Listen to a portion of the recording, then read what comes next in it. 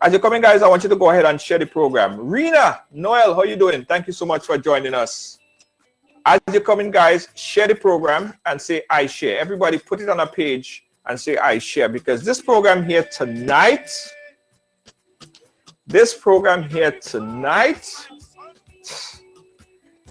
I was told by my producer that I probably should get some tissue, because it is not easy and it won't be an easy one. All right, so come in and share the program. Let me do it as well. Share it once, share it twice. This is a mother's story, right? A mother sharing her story, what was just taken away from her. And she's here specifically, as she said to me, to assist so this wouldn't happen to our next person. Another family won't have to live with what she lived through. And that's why she's here today. So go ahead and share the program. Let me do that as well. Let me share it over on my page and share it on a few groups.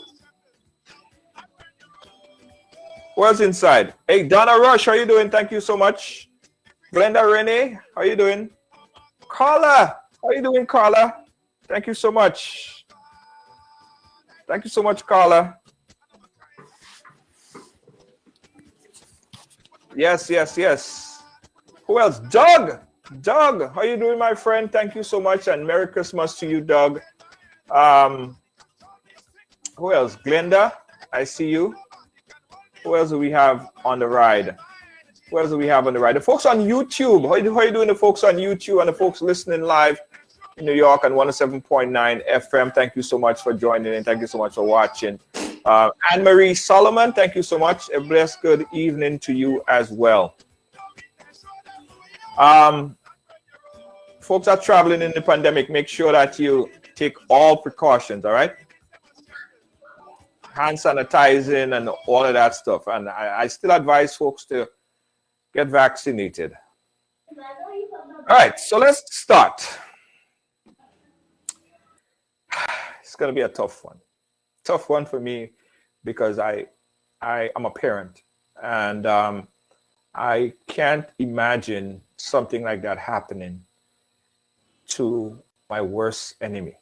My guest is again on the program tonight to speak to us about this crime that was committed, where her two daughters was taken away.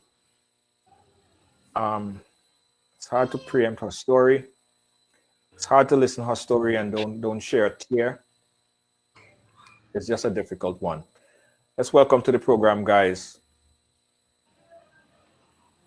Her name is Otisha. Otisha, how are you doing? I'm doing.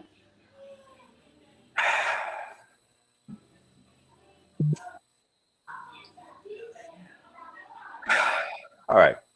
Let me play a clip, guys, just to bring you up to speed on the story. Check this out. Starting off with disturbing news out of Lexington County. That's right, Darcy, and I'm Andrea Mock. Very sad update now from officials in Lexington County. We'll tell you what we know. 3 people are dead after a shooting earlier today. Now, the Sheriff's Department did confirm that the suspected gunman was, in fact, found dead from a self-inflicted gunshot wound in his parked car in Richland County later today. Now, no word on how he was connected to the victims. The victims were sisters in Lexington County. The coroner there has now identified the victims as 20-year-old Jamie Green and 25-year-old Jasmine Green. The shooting happened this morning at a home in the 200 block of Woodcote Drive, right near Highway 321 in Gaston. Detectives spoke with neighbors near the home who reported hearing gunshots early this morning at about 9 o'clock. The Sheriff's Department is continuing to investigate tonight. All right. So this is a story. And you guys don't know. Otisha, again, welcome to the program. How are you doing today? How was your day? How was your day today, Otisha? Was sad as usual. Yeah. Lonely, depressing.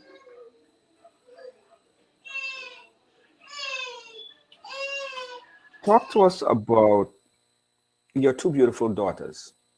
Let's remember them. Let's talk about Um, them growing up and just let's reminisce a little bit about your two beautiful daughters. Tell us their names. um, my oldest daughter was Jasmine. Um, Jasmine Green. She was phenomenal, beautiful. Yes. She was 25 years old. She had two children, Grayson and Major. She was a wonderful mother. Her whole world revolved around her children. She was like, I have six children, and that was like my sweetest child. She was so sweet. She did anything I asked her to do.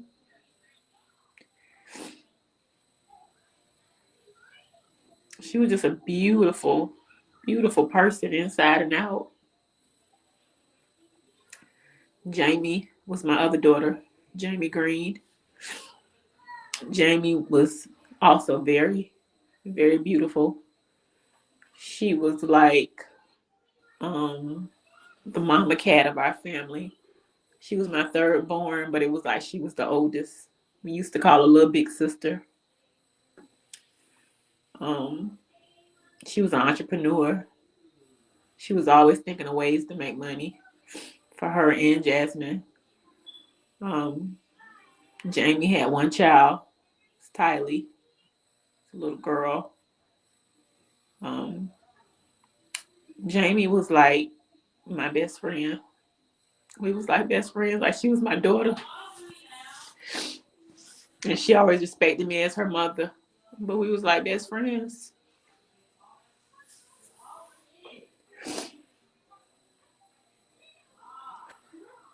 Anything that went on with our family, like Jamie handled it. And she was only 20 years old.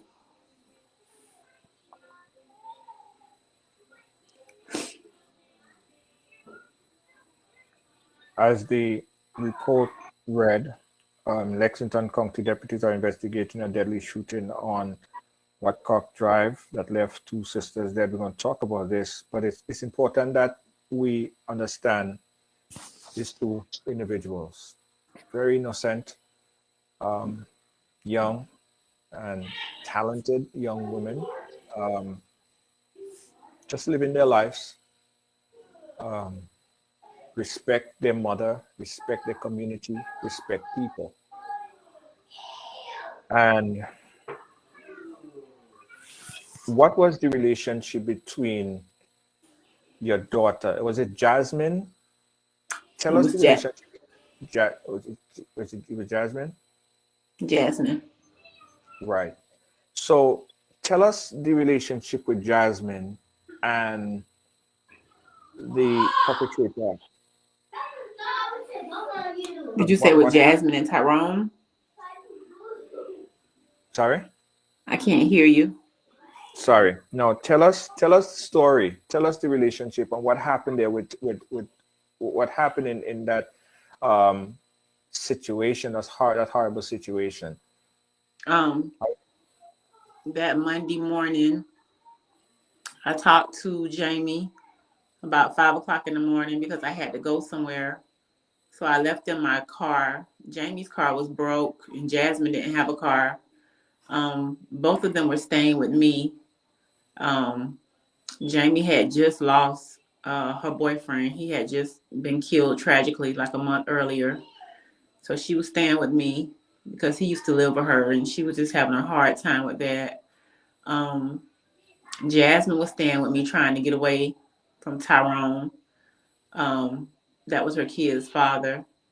Um, I talked to Jamie about 5 o'clock that morning, and she was up feeding Tylee because Tylee stay up all night. Right. I had somewhere to go, so I had Ubered to where I want to go so they could use the car. About 8 o'clock, Jasmine took my other daughter Summer to school, and Summer said that Tyrone had been knocking on the door all morning. So he was knocking on the door all morning. He started knocking, must be like maybe like 7:45, and he kept knocking. Once he left, Jasmine told Summer to come on so she could take her on to school. Summer's 12 years old. She said Jasmine dropped her off and looked at her when she got out the car and told her to have a good day, and that if I didn't come pick her up, that she'd be there to pick her up.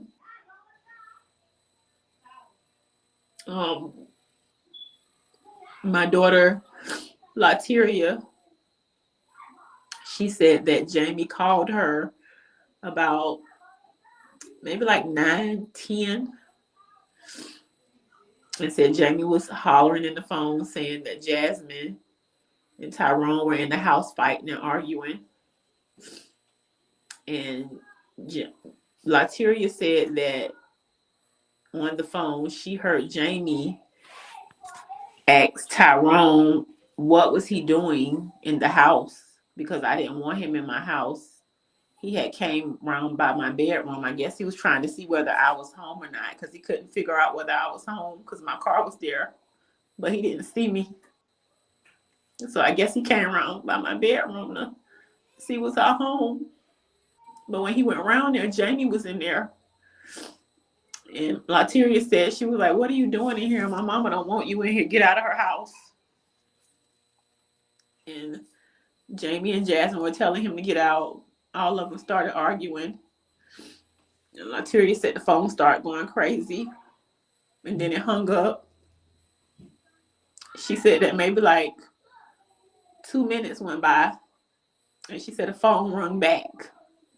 She said, but it was no one on there. She just heard wind.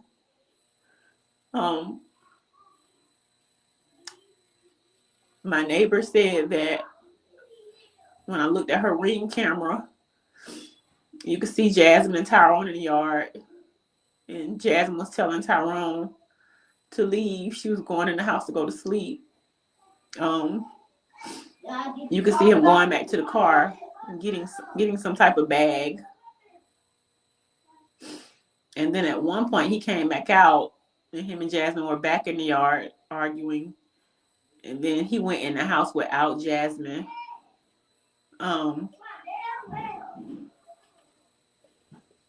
About 9:20, someone called me and was asking me what was going on at my house. It was like it's 100 police at your house, and they roping your house off a crime scene tape. What you doing? So I sped to my house. I got there about like 9:30, 9:35, 9:40, something like that. They were laid out in the yard. He had shot Jasmine one time, and he shot Jamie multiple times.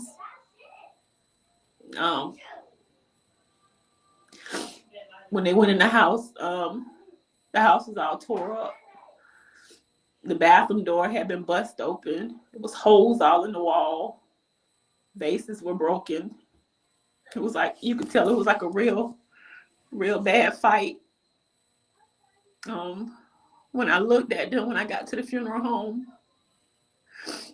you could tell that Jasmine she was fighting because some of her fingers were broken. But Jamie was doing the most fighting. Her eye was blackened. She had scratches all over her. A lot of trauma. He shot Jamie all in the head.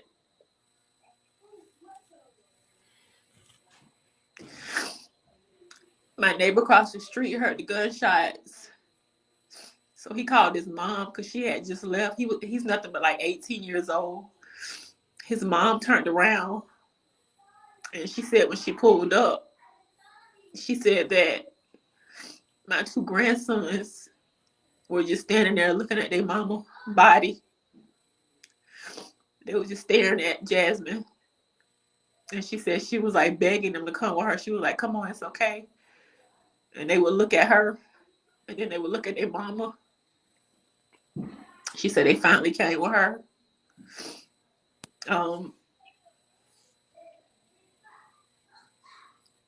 I just can't believe it happened.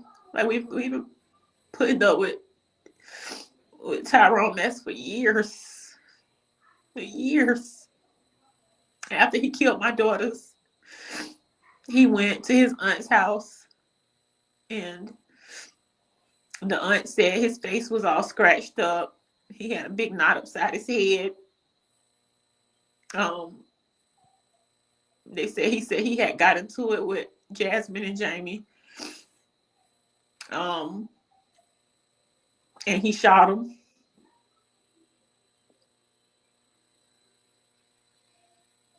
He shot him. Jamie was just trying to protect her sister. Jamie was tired of Tyrone. The day before they passed, me and Jasmine had got into it because they kept coming around the house arguing, and I told Jasmine, I was like, Jasmine, y'all need to stop. Somebody's going to get hurt. Y'all need to stop it. Stay away from him. I was like, his mind not right. He's obsessed with you. And the next day, they were dead. The very next day. Jamie would do anything to protect us. And I know that's what she was doing. She was protecting her sister because she kept telling me she was tired of Tyrone. She said, Mom, I'm so tired of him. He hit on Jasmine. He terrorized the kids. He won't let her do nothing. He cussed us out. She was like, I'm just tired of him. And I know that morning when he came to the house and she told him to get out, like that was it. That was it. Where were the kids? The kids were When all there. of this was happening? They were there. The kids witnessed all of that? They witnessed all of that. My grandson, the other day, he told me, he was like, Grandma. And I said, what's wrong, baby? And he was like, my mom at your house. And I said, she at my house. And he was like, yeah. She laying by the door. She wasted spaghetti sauce.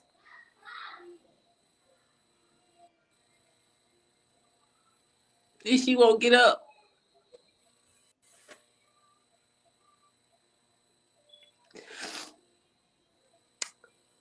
It's in his head. And it's going to be embedded in there. He's not but 4 years old. I want to touch a little bit on the therapy and what the kid's going to need. But let's go back a little bit to a motive. Did he have a history, a long history of domestic violence? Is this guy someone that's been out on a crime? Like, what type of person was he? Like, is he crazy, deranged? He What wasn't happened? at first. He came off on us like a regular person, and as time went by, he just started getting crazy and obsessed with Jasmine. Like he just started just going like crazy. Like he was just obsessed with her. Jasmine was just so beautiful, and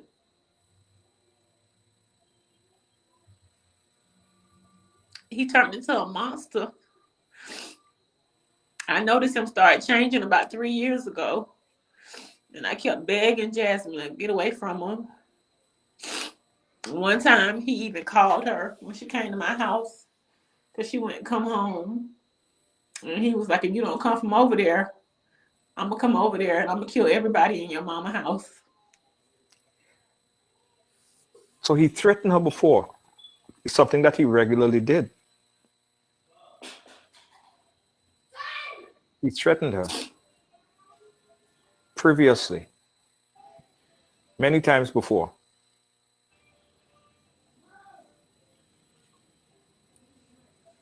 And I guess she didn't see that as a red flag, but that's.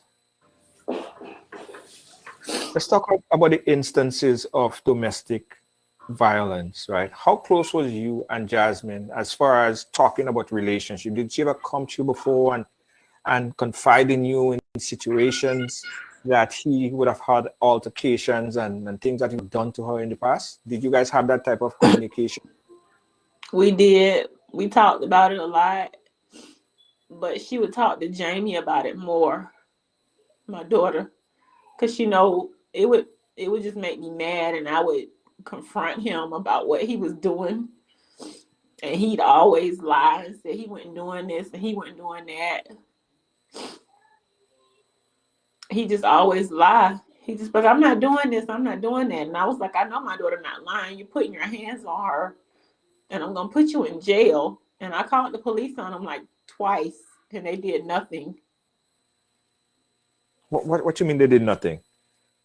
They came there after he beat her up on allegations and threat, and no one did anything. They He just never got came, arrested. took a report, and that was it. You know, in many cases of domestic violence, programs that we did here before, we learned that domestic violence don't normally start when someone, man or woman, start to get thumped in the face and cuff and kick. Sometimes it starts from the simple, don't go there, don't talk to this one, or try to keep you away from your support system, your mother, your sisters. Did Tyrone try to separate you from you, or separate her from you, He or did. separate her from her family, the rest of her family?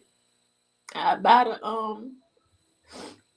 the kids like bags of clothes, just because they're my grandkids, and I wanted to help take care of them. And he would throw the clothes in the trash can. Tell Jasmine we don't need her help. Tell your mama don't be sending stuff over here. I don't need her help. I can take care of my own kids.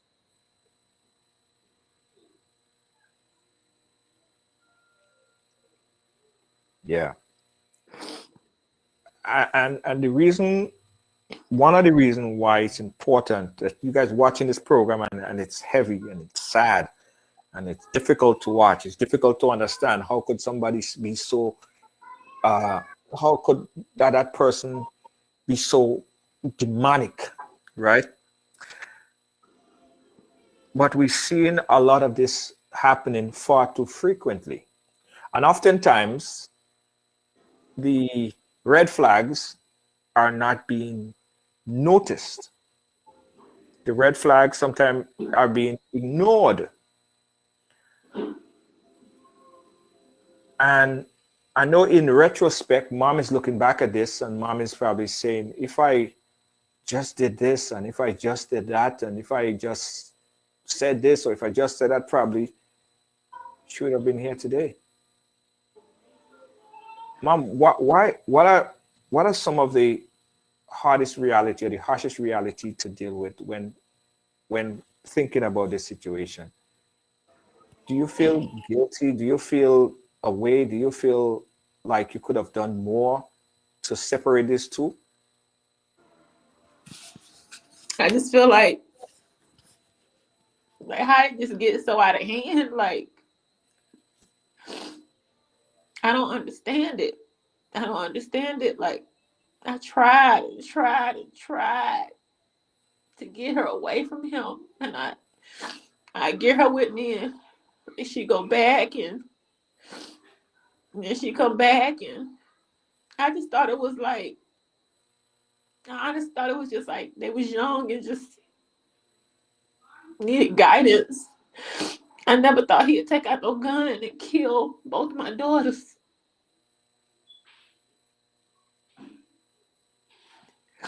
Yes. I never in a million years thought he would do that.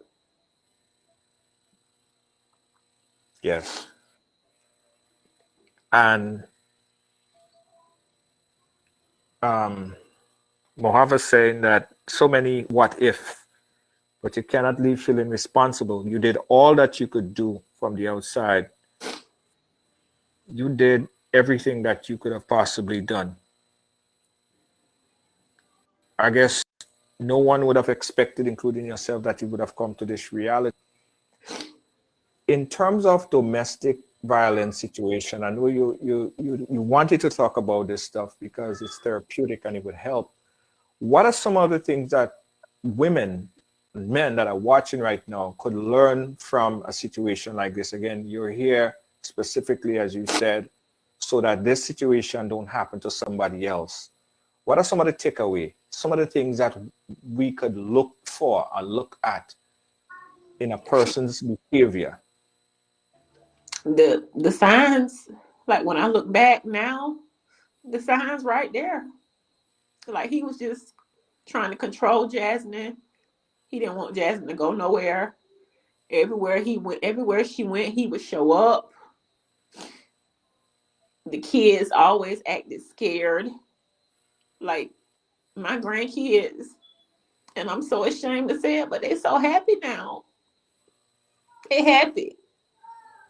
Because they was being tormented at home by their daddy and all that hollering and screaming and fighting. And they happy. They ask me about their mama, but they don't say nothing about their daddy. But the signs are there. They want to control you. They want to control your mind. They don't want you around people. And they hate the most people who care about you. And that's why I say he shot Jamie so many times, because Jamie stood up for Jasmine and she was tired of him. That's why he shot her so many times. The abuser usually hates the person who's protecting you. And I don't care what nobody say. He was looking for me too to shoot me because he hated me. He hated me and Jasmine bond. He hated the love I had for her, the love she had for me. He just hated it because he didn't know what love was. And when he found it in Jasmine, and she didn't want to be bothered with him no more because he was so abusive, he couldn't take that.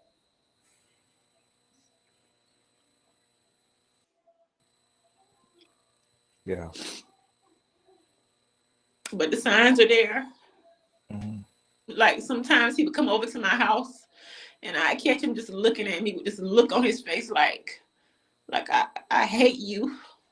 I hate you. Like you love your family, you protect them. I just hate you. And I look at him and he hurry up and look away. But I knew what the look was. I knew what the look was, and I never thought me loving my kids would make somebody so angry.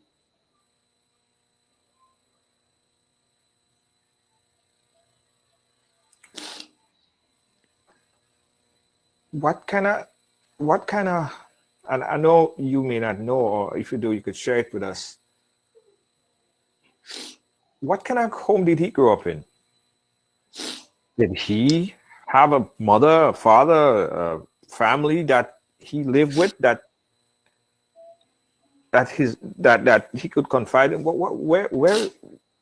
Talk a little bit about this guy. One of my old coworkers who did his hair, because he had like the twist in his hair.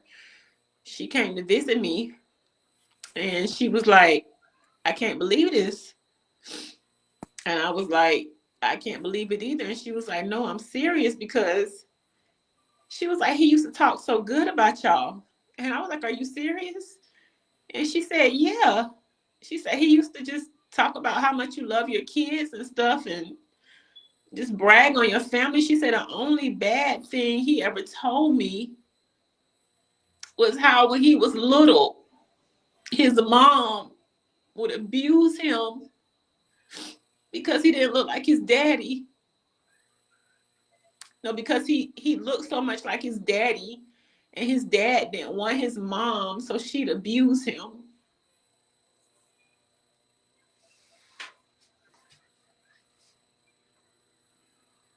Yeah. And his mom, she never wanted to help Jasmine with the kids. She called Jasmine names. Like she's like, I don't know what type of person she is. Like it's like she's like a demon spawn or something. It's like it rubbed off on her child.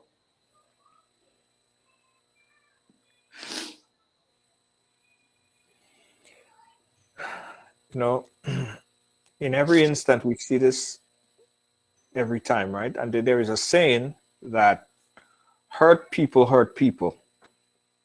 And I think that even if you look deep into this guy, as you said, he's his life of being abused is, well, we don't know what else happened to him in his life, and we don't want to suspect it. But it seems as if he was jealous of the good love and good family that his girls had, and somehow jealous. That's why he hated you for being so loving to them. And I do whatever. I would ask him how he was doing and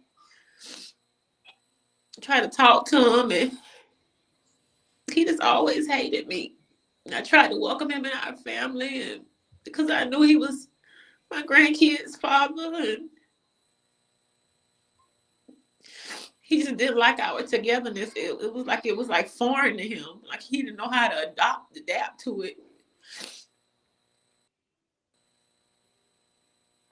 Yeah. He was scared to be alone. He probably of finally pulling away. Folks, we say this here all the time, right? That we all sometimes see situations when it starts, like from small, and we sometimes ignore the warning signs. But the warning signs start off. I reiterate that again. That is from a very good friend psychologist. From the minute time someone trying to control your day-to-day behavior, want to control the people that you talk to, want to control as simple as the clothes that you wear, you have to be you just have to start putting your antennas up. We've heard a lot of instances where it started that way, and in the next 2 months, it's kick and tough and thump you're getting in your face. So we need to not ignore these warning signs, but see it and nip it in the bud. But oftentimes, when women and men as well are in this type of relationship, the most difficult thing is to get away from the relationship. Did she ever spoke to you and or her sister and articulated her need to, or her thought of getting out of the relationship? Did she ever utter those words? Well, that's why she was at my house, because she was trying to get away from him. She had been there for like 2 weeks, but I really didn't know that it was going on again because I hadn't heard them arguing in a long time. So I was like, I thought she was just there trying to help Jamie with what she was going through. But when I went to pack up Jasmine's apartment, she had to let her lights get cut off and everything. Like, she hadn't told Jamie and Latoya she wasn't going back home as long as he was there. She was going to stay with me till he left. And I just didn't know what was going on at that point, because they knew how I was. Yes. All of her clothes were at my house. I never questioned my kids when they came back home. Like, if they come home, they just home. Like, I'm not. Yes.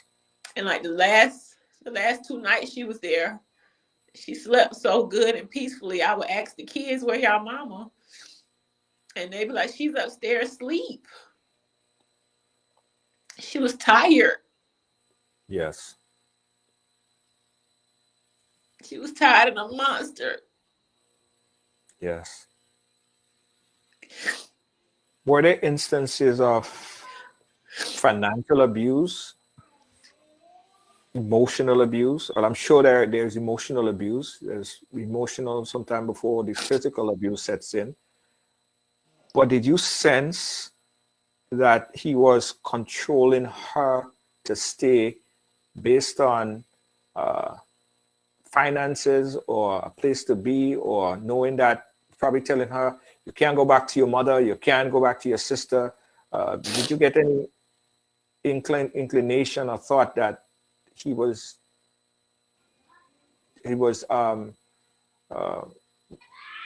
sort of financially abusing her?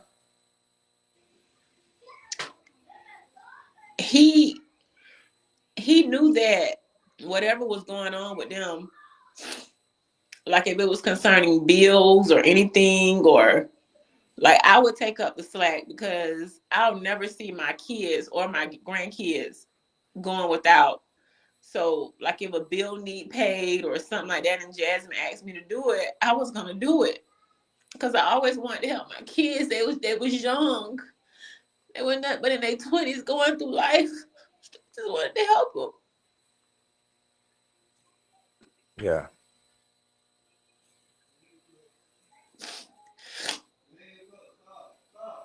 All right, let me open up the phone line, take a little break a bit. Just for anyone to that wants to call in. Again, Otisha is here to speak to everyone, so that what happened to her daughters wouldn't happen to anyone here. That is therapeutic for her. She feel that by speaking about it is going to help people, and I applaud you for building the courage, because believe it or not, this didn't happen a year ago. This didn't happen 2 years ago in November. So this is pretty fresh. So even I spoke to my producer earlier today, and I was telling her, I said, do you think that she could handle, speaking about it? And I even spoke to you, and I asked you the same question, and you wanted to do this. And again, I applaud you, because I think that as much as you're helping people, you're also helping yourself getting all of this out. So I want to feed back into you some strength. So I want some folks to call in right now. This is the number, 718-701-5720.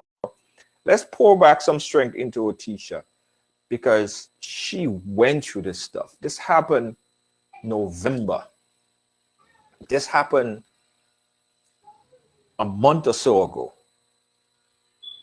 And the mother is living through this in real time. So give us a call, 718-701-5720. We're talking about when domestic violence goes completely wrong and bad. A monster in their home. Well, he wasn't living in the home. The daughter had moved back into the mother's residence for fear of what this monster would do. Her sister, who's always been protecting her, the news report was that he came in with an altercation, shot the daughter in the head, and he shot her sister multiple times. Worst case about it is, it was all done in front of the kids. The kids witnessed it. And this is a harsh and sad reality, because the kids will never forget this for as long as they live. This is a terrifying and terrible fact of the matter. All right. The mother, as you can see, is terrified about it, but she built the strength to come on this program to share it with you guys. So give her a call, please. I'm begging for the folks that's watching. I know it's hard to watch, and some people who actually been through domestic violence situations before, who wants to speak about it, because it's all about each one help one. Give us a call and let's talk about it. So you are basically helping the next sister or the next brother behind you. All right. While we wait on the call, Otisha, how are the kids today? Do they act different? Do they? You see anything that you could tell that they psychologically affecting them because of what they saw?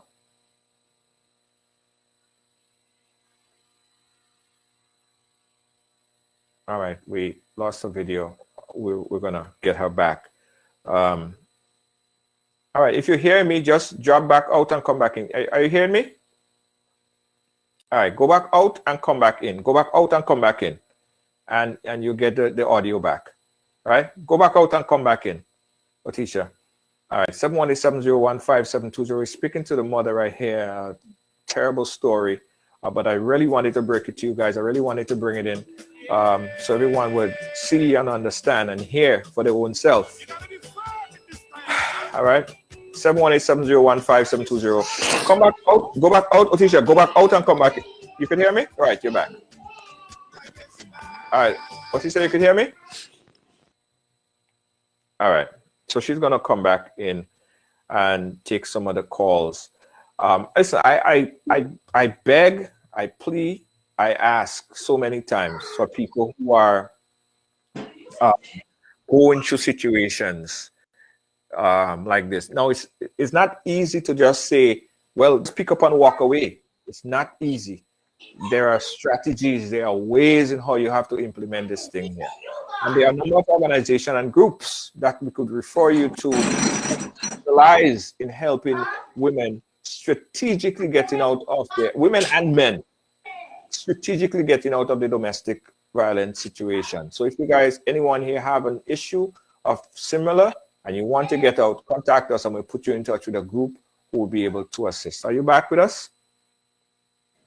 I am. Okay.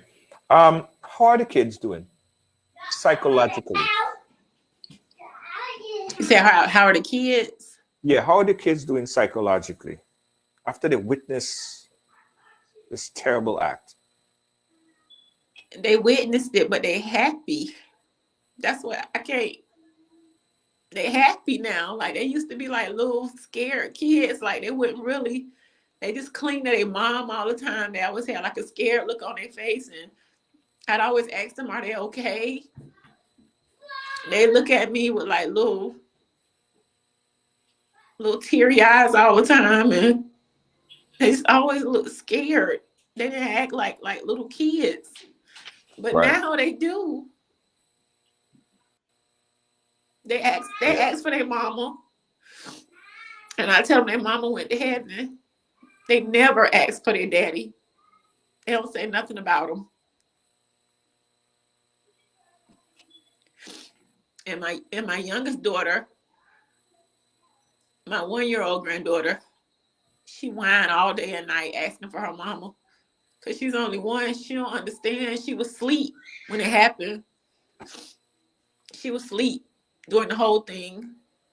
The police went in the house and got her out of the bed and brought her to me. Yes.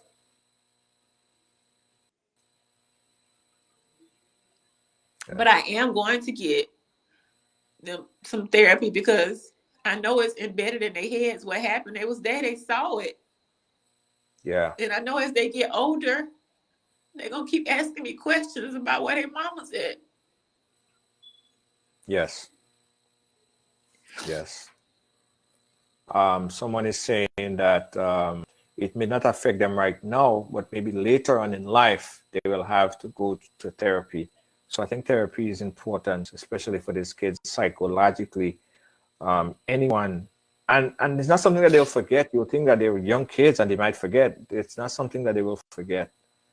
They might be playful now, but as you said, I think therapy is necessary at some point in time. Otisha, what advice coming from you? You're the mother. You've been through it. You live into this. What advice do you have for some of our viewers or viewers that are watching that might be going through something kind of similar? What would you like to say to them? Like it's real. This is like a real ending to criminal domestic violence. It was like a finale of what we have been going through for 5 years. Like it came to a head. And if you're going through it, let somebody know. Stop accepting things that you know are not right. Nobody's supposed to be controlling you physically, emotionally, mentally, and especially if they put their hands on you. Because the more somebody put their hands on you, the more something devastating could happen.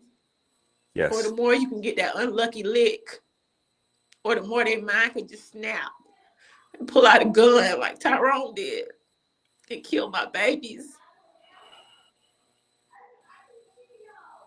You just never know where somebody's mind at. You can't read minds.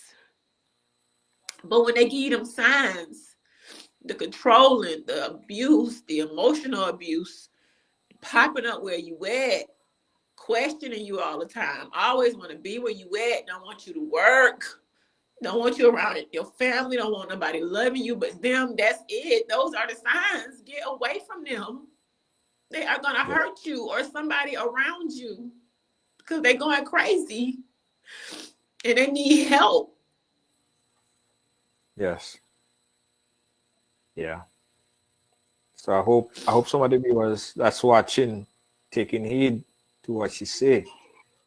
She is probably the best person that could give you that advice right now because she's living through it. And I'm not saying for people who are going through it right now to pack up your stuff and just leave. That's very, very dangerous. Very, very dangerous. And you don't want to tell the person or confront the person and let them know that you're going to leave either, because that's dangerous as well. So there are strategies. There are people who are specifically able to deal with situations like that. So if anyone is in a domestic situation and you are seeing it happening, it's transposing, it's getting into that phase where you already passed the phase of you can't wear this, you can't do this, you can't talk to this. Stop talking to your mother. Stop talking to your sister. Your sister don't like you. That's why your mother don't like you. If this song familiar to you guys, if this song familiar to anyone, man as well as woman, be very wary because you may be in the start of something very, very dangerous. You might be in the start, so you have to nip it in the butt. Nip it in the butt, and it's important to nip it in the butt because if you just prolong it and let it continue, it will continue. It will continue. It will continue, and it will continue. This is a sad and harsh end to a situation, a story, young life taken too soon. And mom, you don't have to feel guilty about this because you did everything that you could have done. You did everything that you could have done. And you will be forever blessed for being a mom. But you could not have saved them at this time. This monster,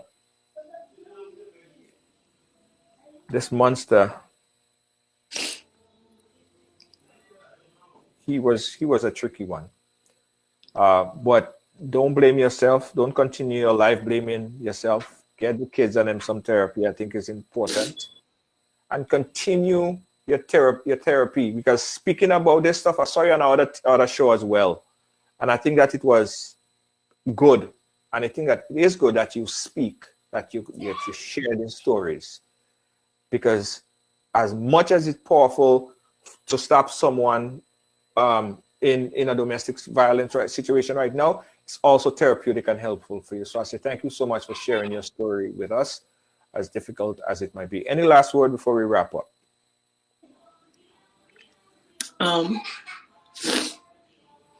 You told me the same thing my son said. We were talking the other day, and I told him I just feel so guilty about what happened. And my son is only 17 years old, and he said, "Mama, you did everything you could do." He said, and he backdoored us. He tricked us. He tricked us. Yeah. He was a monster. He tricked us, Mama. He said, "Don't you ever think you did nothing wrong." That's right. That's right. You didn't do anything wrong. You didn't do anything wrong, Mom. And my heart is with you and the children, the family. It's a terrible, terrible, terrible, terrible, terrible, tragic loss. And I pray that you guys stay together and get through this together. And you have all of our support here on the Ride Along team. We have folks here that could, if you need to speak with, we do have folks on staff that you can talk with at any point in time. But know that you have people here that are here for you, right? If you need someone to speak to at any time, we are open air. Mom, we appreciate you coming and chat with us. You saved a lot of people today. I know it. People that's watching right now, women that are watching, they probably sitting there and they be like, you know what? I need to do something about my situation. Some people sitting there right now, I could bet you, watching this program or will watch this program on the replay. And they'll say, you know what? I saw this lady on Ride Along and she was so cheerful and she expressed her story of what happened to her, how her situation gradually changed from being a sweetheart, from not so sweet, and then being a monster. The transformation of an individual. And if you, in the primitive stage, nip it in the butt, because there are warning signs, those are red flags. Don't ignore those red flags. Mom, we thank you again, and we'll keep in touch. We appreciate you, and have a great night. Thank you again. Thank you so much. Thank you. All right. Come on. All right. Yeah, guys. You see that's why we say here and Ride Along, right? That everyone have a story to tell. Everyone have a story to tell. That was our mantra from day one. Because we believe when someone share their story, when someone speak about their experience, you wouldn't believe how much people behind them that they helped. Someone just text me. And they say, thank you so much for doing this program. They are in a situation where they need to get out of, and they need advice as how to get out of the situation.